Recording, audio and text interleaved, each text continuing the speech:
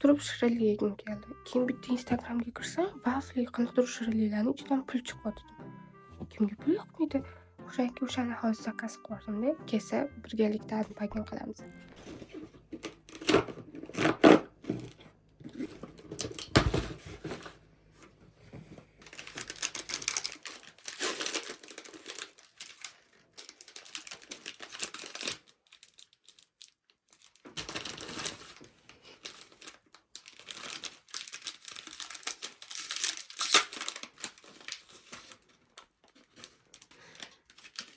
Nonga qasam bo'lsin.